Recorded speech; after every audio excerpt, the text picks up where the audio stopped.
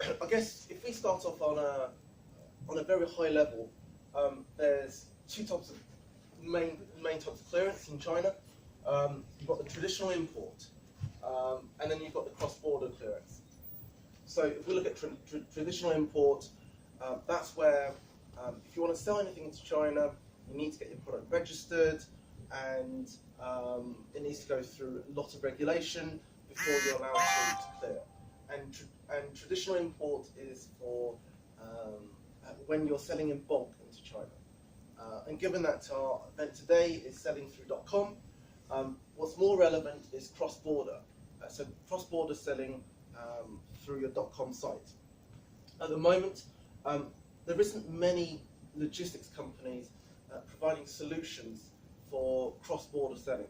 And that's why when we talk to brands, a lot of people are experiencing there's various regulations like a 2,000 RMB threshold, when the products get to Chinese customs, products get stopped,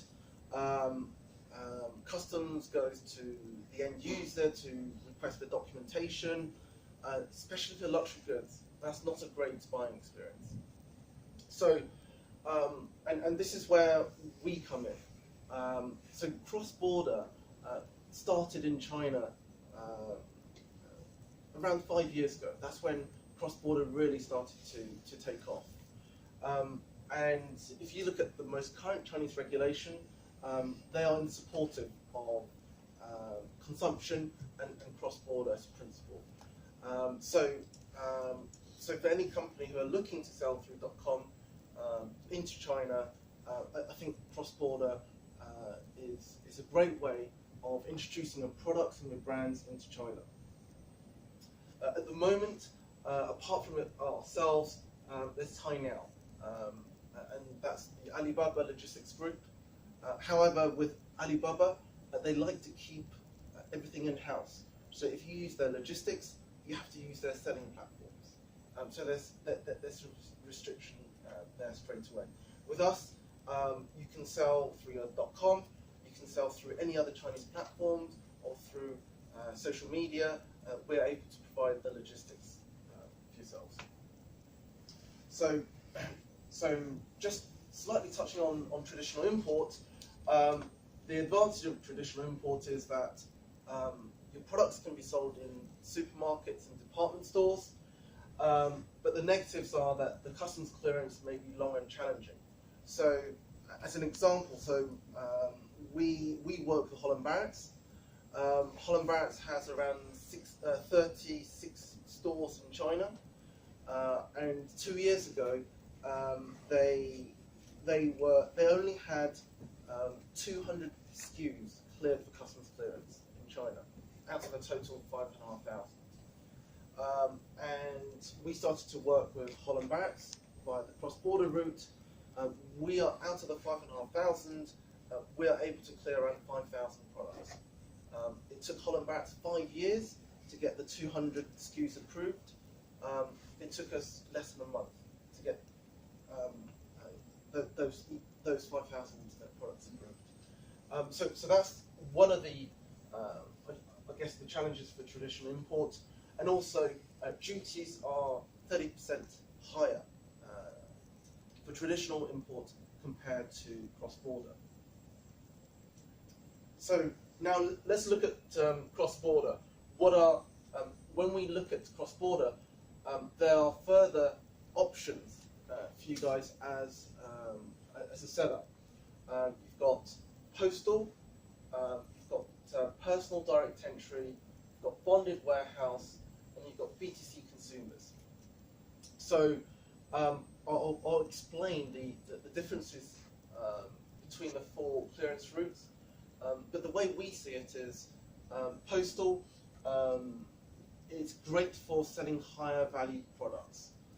And the reason for that is when products clear through postal, not every product is inspected for duty.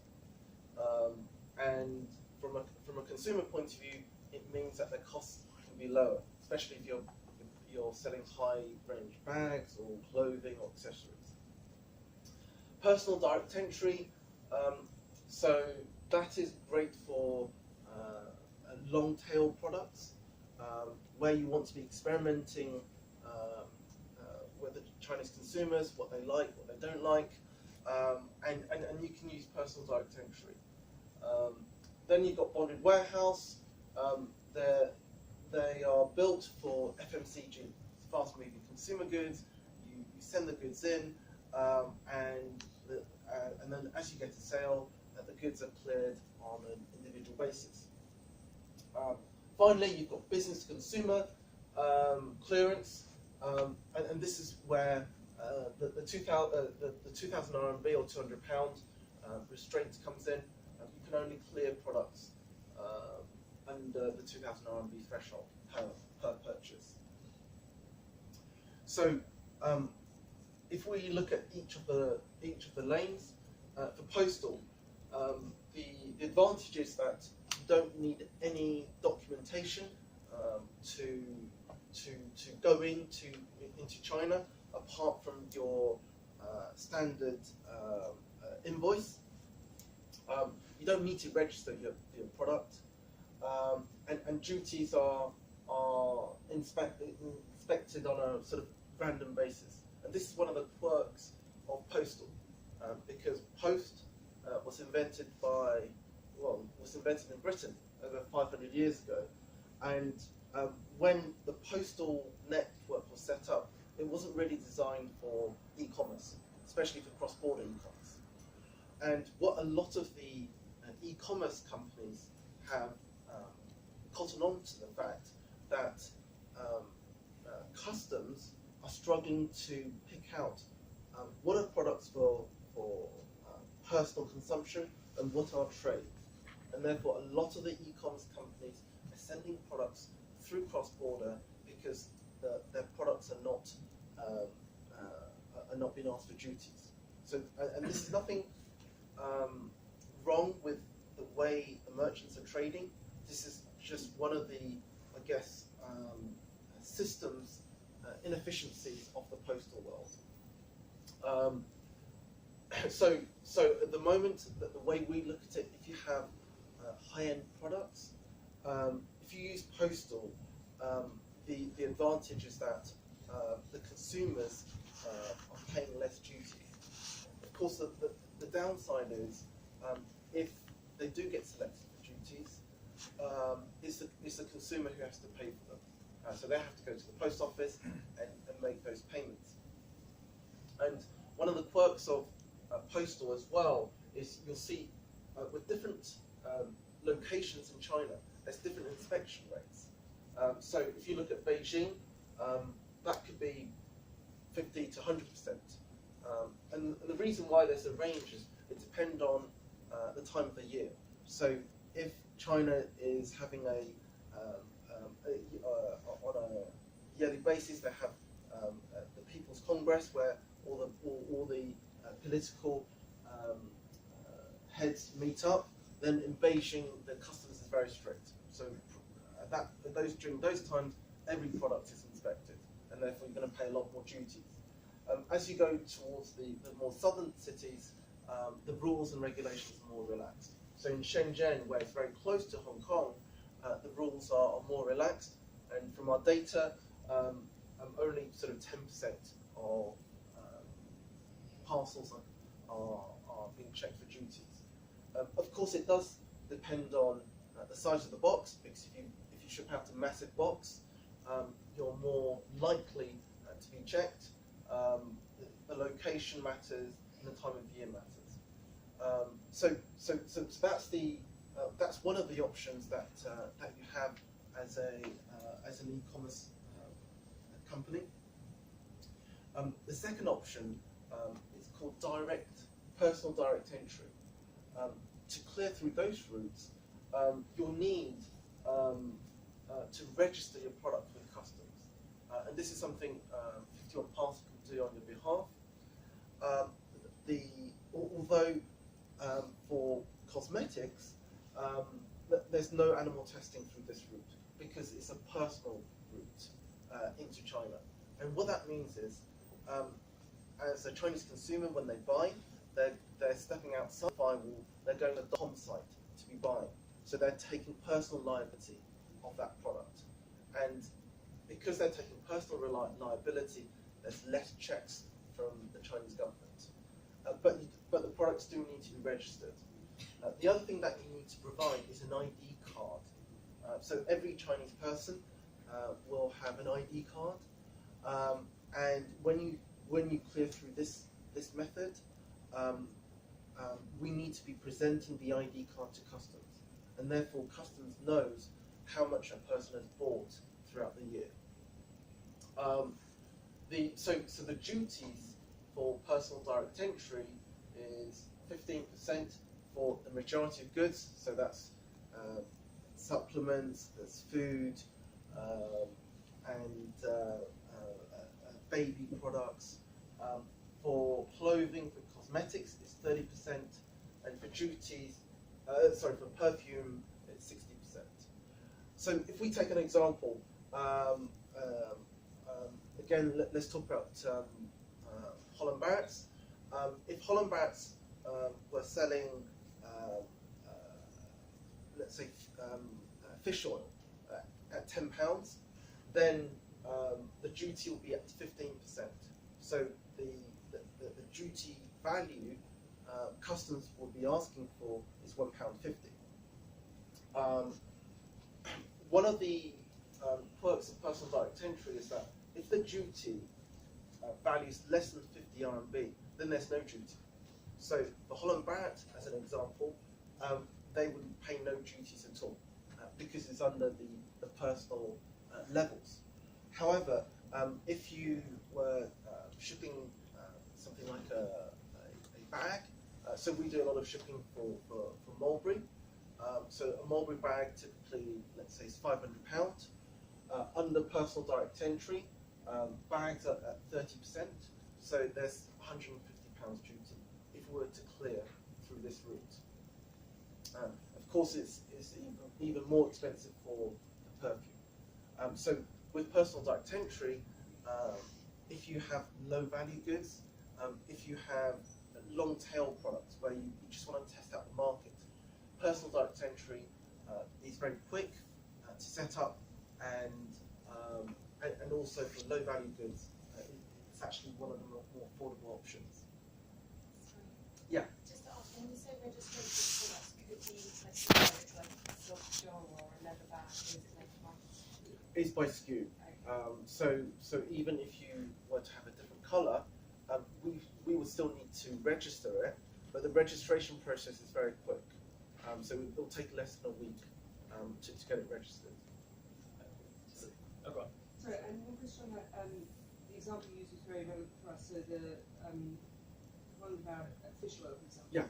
If they bought 5 of them, do they take on the individual item, or is it a It's the consignment. Consignment. So a lot of our algorithm goes into, and if this is what the brands want, is how do you break up the consignment so that it stays under the threshold. Right. But of course, if you have 2 consignments, then your logistics cost goes up. But what is the best option? And you have the algorithm that will work for that. Correct. Yes. Thank you. But of course, it depends on the shopper experience. Because we had a client who sell wine, and they wanted to go under the threshold, and we were only able to sell 1 bottle of wine at a time to go below the threshold. And generally, people don't buy 1 bottle; you buy 12 or whatever. And customers were finding them getting 1 bottle of wine every day through customs, and that was getting a bit ridiculous. So of course, this is where we would work with sales to look at the customer experience, to look at the cost, and what is the sort of the best balance for it. So who pays that duty and when? Okay, so with personal direct entry, it's DDP. So we, as the clearance company, will be paying for it, but ultimately it'll be the merchants who will be paying for it. So can you ask, say through the payment system, can you say if it shows that duty is going to have to be paid, can you put that back on the consumer? Can you help? I think that's for you guys to decide, and that's why when we are working with yourselves on logistics, it's best practice to set up the rules beforehand, because we already know what the duties are. So if you're selling health products, you know that your product are being sold at £10 or £20. So if people buy 3, then you know it's going to be over the threshold. If they buy 1, then they're under the threshold. So you can almost build in the cost beforehand. So then we'll move on to bonded warehouse. With bonded warehouse, the products have to be approved by Chinese customers.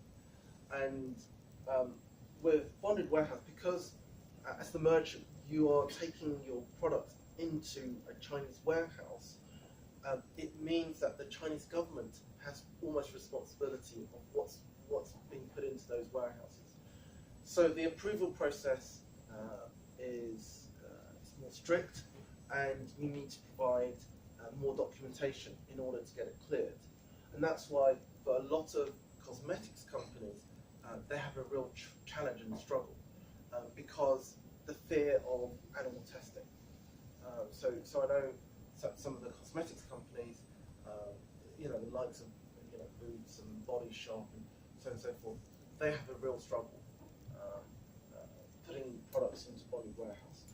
However, some of the big advantages of a bonded warehouse is that the duties are cheaper. So it's only at 11.9%. So if a product is sold at £10, you only pay £1.19 in terms of duties. Also, because it's bonded, the shipping is cheaper, and the overall experience for the customer is better because it only takes 2 to 3 days for delivery. However, the regulations are increasing, and they are getting more strict.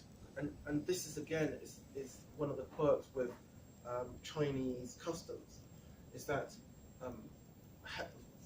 on a very high level, how Chinese customs work is they start off with very vague regulations, and then they have test cities. So it started off with 7 test cities, then 11, and now it's been expanded. And what Chinese customers do is, at the end of the year, they review how each of the test cities perform, and then they will see which. So each of the test cities, because the regulations are very vague, each of the test cities have some freedom to determine what the rules are. And then at the end of the year, the Chinese government will meet up and say, out of all the test cities, this, for example, Guangzhou customs have taken the most duties, and therefore we're going to implement or define our rules based on how Guangzhou customs interpreted the regulations. And that's what's happening every year. And that's why the criteria for going into bonded is increasing all the time. We saw that Sainsbury's, when they launched on Tmall 2 years ago, they imported 10,000 litres of UHT milk into bonded warehouse. And on 1st of April, Chinese regulation changed. They changed to such an extent that it caught everyone off guard. Tmall, Tainiao, a lot of the logistics companies. And what that meant was Sainsbury's were unable to sell their UHT milk for 3 weeks. In the end, they had to destroy most of it because of the shelf life. And that's one of the, I guess, the risks of Chinese customs, is that they can implement rules very, very quickly, and it causes challenges with merchants. And that's why when we work with brands, we all say it's best to have multiple delivery options and not to just rely on one. So the last option in terms of delivery is business to consumer, so BC clearance. So BC clearance is a hybrid between bonded warehouse and personal direct entry. So the positive side is you're still only paying 11.9% duties. The downside is you're still having to go through all the Chinese regulations to get your product approved. You need to provide payment information to Chinese customs, and you need to provide your ID card information to Chinese customs. So in order to benefit from the 11.9% duties, you're having to provide more information to Chinese customs, more information about your client, and your products have to be registered. So those are, I guess, the trade-offs. So as merchants yourselves, you need to look at where you are in terms of your entry into China. In our experience, you should start off with postal or personal direct entry, because that's easy and that's fast. It allows you to test your product before having to go through a more rigorous registering your product. When as an example, when we launched Waitrose, so we do all of Waitrose e-commerce solution into China. When we first launched Waitrose, we started with a range that consisted of Dutchy biscuits, because we thought Dutchy biscuits, their products, the raw materials are made on Prince Charles's farm. We thought this is a great story, and the Chinese consumers will resonate.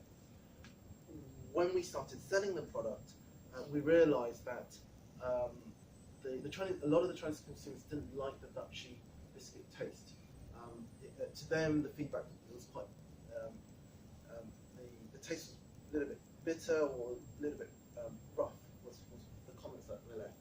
So what we were able to do with Waitrose is we were able to refine the range. So if you look at what we're selling for Waitrose at the moment, we're selling honey breakfast cereals, Waitrose wine, and that's an example of using personal direct entry and postal. We're able to test out what product sells before registering, and that means we can be much quicker to market, before the brand's committing more products into bonded warehousing. We've got the data to back up, how much stock they need to prepare. So those are the, I guess, the experiences that we've had working with brands. I think that's the end of our presentation. Are there any questions? I'm sure this will be the one.